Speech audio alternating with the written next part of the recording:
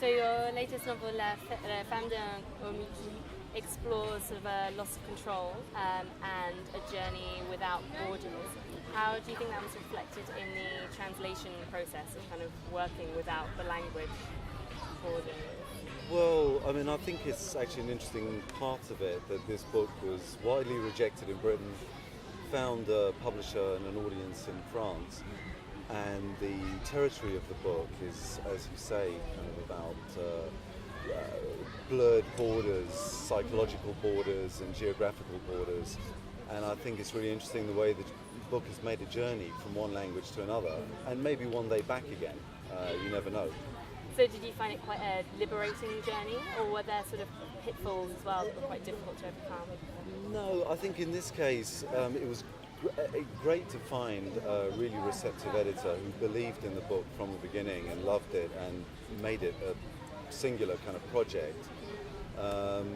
So I think in principle any translation requires a whole bunch of linguistic elements to be taken on board and so on, and of course there are differences in every language, but actually I thought the translation was a great work in itself.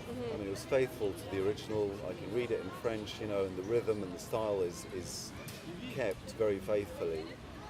And of course there are certain things that must be translated that make a journey into another language, but quite frankly I think the book benefited in all kinds of ways. I mean, I actually think the title sounds better in French than it does in English, because you have this kind of homonym, homme, femme.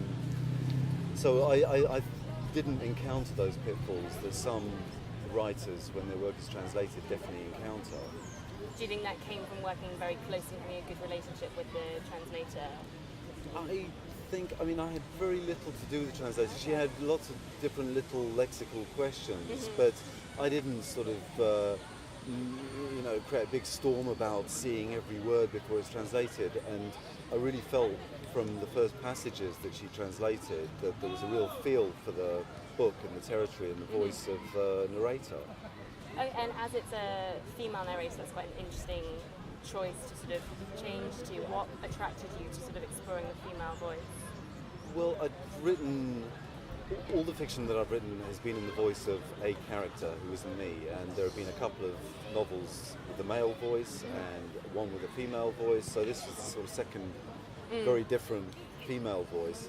And obviously you get asked this, you never get asked, does this male character, how did you get into the head of this male character? It's always the gender shift that causes these questions. But actually not one of these characters is me. So I'm empathy, intuition, a bit of research as well, finding the right style and consistency. I mean, all of those are the kind of writerly things that, one does. And I never really think about this sort of gender shift. It's Joy Fisher in La Femme d'un homme qui is a very marginal character, like all of the other ones I've written. And I don't think a lot of women would necessarily identify with her anyway. Yeah.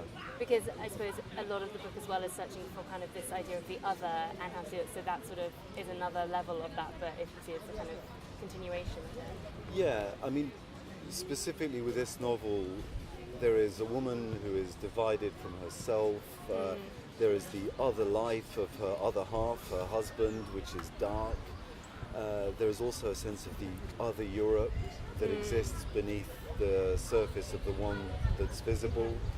So there's otherness is explored, or I've been trying to explore it on a number of different levels, and from the internal psychological process to the plot that is really a noir plot. And I suppose also in terms of the genres that you sort of touch on, it seemed to me quite strongly influenced by thrillers, but then there's also lots of references to folklore within that. So did you enjoy playing with these conventions rather than sort of being limited? Yeah, I mean, to tell the truth, I'm not in the least bit interested in thrillers, but what I like about them is the way in which a reader is forced to turn a page because of the plot.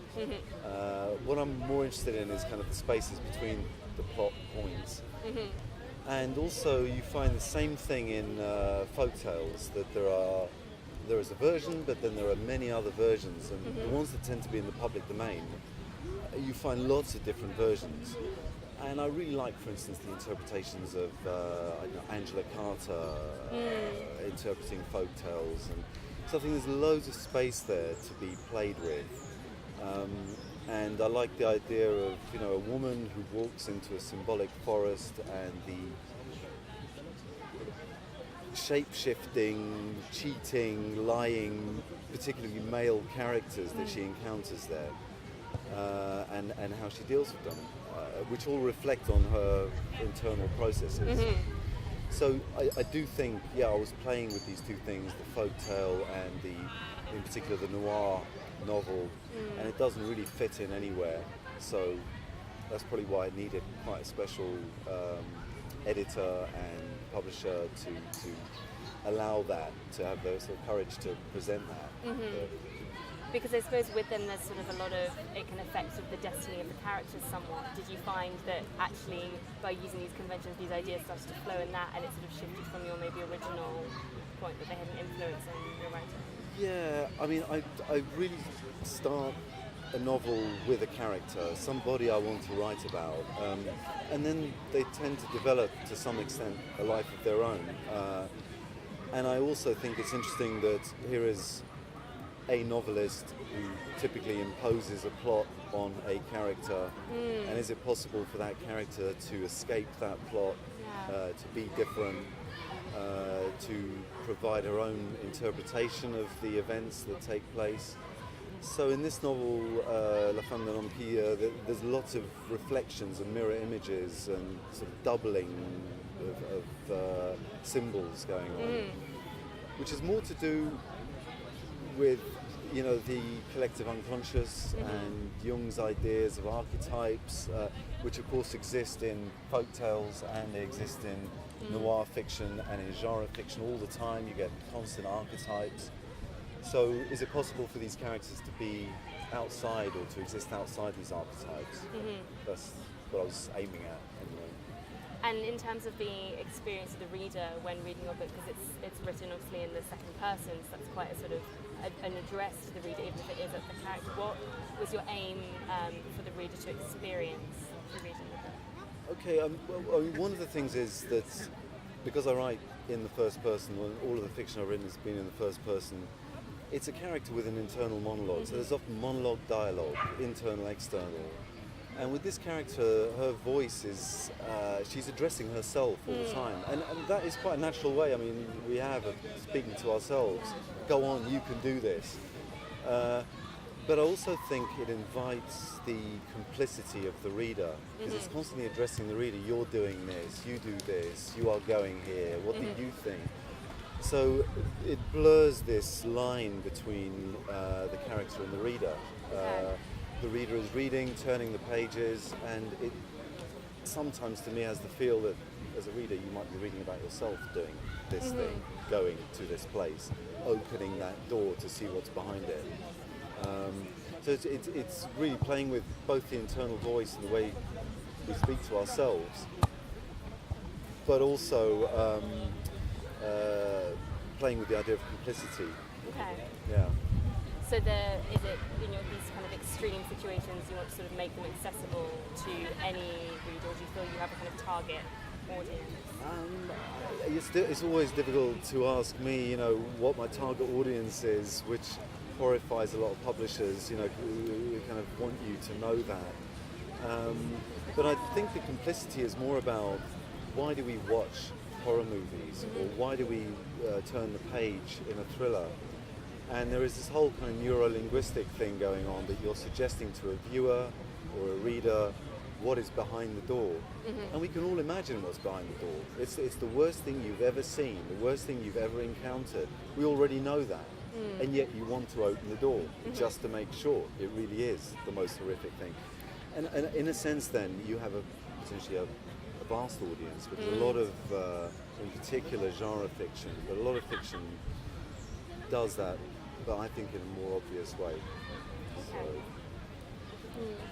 And in sort of moving probably in terms of linguistically to a French novel, but also sort of departing slightly from what was called a sort of loose trilogy of the sort of first three novels, what do you hope for to sort of move into in the future? Well, I started writing another novel which also has a first-person narrator, but actually for the first time I've moved out of a contemporary sphere, if you like, and I'm writing something that at the moment I'm describing as dystopian, and it's kind of loosely based on Britain, an island prison type of environment, with a lot of contemporary themes, but I would say it's maybe more in the vein of some of the dystopian fiction of 20th century and so on. But it again has a very distinctive first-person narrator, again using actually the second person you, but that's because all of them do not use I. There is no I in this world of the story. It's some form of collective, democratic collective, which turns out to be an illusion. If that makes any sense. Okay. Because I think what I find interesting in your novels is they're very much anchored in sort of a setting. There's quite a very sort of strong description of place, but then there's also sort of the mental and psychological setting, which is much more obscure. Yeah. I mean, I think for one reason or another, it's difficult to explain why, but all the fiction that I've written, it really is noir, I would say, or there's a term here, polar, as well. So it's more of an atmosphere, and then there is a plot of some sort. But it's really the interest I have in the kind of internal processes of characters, male or female, of different ages, whatever. But somebody who interests me and who is often trapped in some noir milieu, atmosphere, environment, and the way in which they talk to themselves and see their way through those plots. And so what is it that sparks your imagination for these characters that are sort of the central point? I think it's always based on somebody I encounter or meet. I mean, all of the characters in the London novels, I would say all of those characters are based on somebody, and then they kind of become composite because you want to add something to them, or you hear something from them that is the core of the character, and then the rest you develop yourself. But so there is always some basis in reality, and there was in La Femme d'un Homme Qui as well, somebody I knew fairly well, with her eating disorders and quite extreme attitude to life and work and emotions. But then, of course, she became a kind of composite. I added other things, the darker aspects of, what criminal networks in Europe, and so these things can come together from different places. But as I say, I think all of the characters I didn't invent to start with. I hear something or see something that takes my interest, that attracts me at some level, and then I want to write their story. Would you say you're finally sort of on the lookout the whole time for things, or is it things that really sort of shake you and that you have sort of separate projects that you go from time to time, or are there sort of constant things in motion? I think, like any writer, you have notebooks, and there's notebooks full of things that you overhear or things that you see that could be used or develop into something. And it's very difficult to say why a particular character develops or a particular thing. I mean, this novel, for instance, when I first encountered this woman, it was years ago, and then there's a sort of gestation period. Things come back and loop until you find there is a kind of critical mass of information or a feel for something, and you think there's enough here to create something much larger than just fragments. So and everything starts like that, with just something very, very small, something overheard or half seen even, or a picture, or it could be anything, but then it has to kind of develop a certain gravity of its own. Okay, great. Well, thank you very much. Thank you.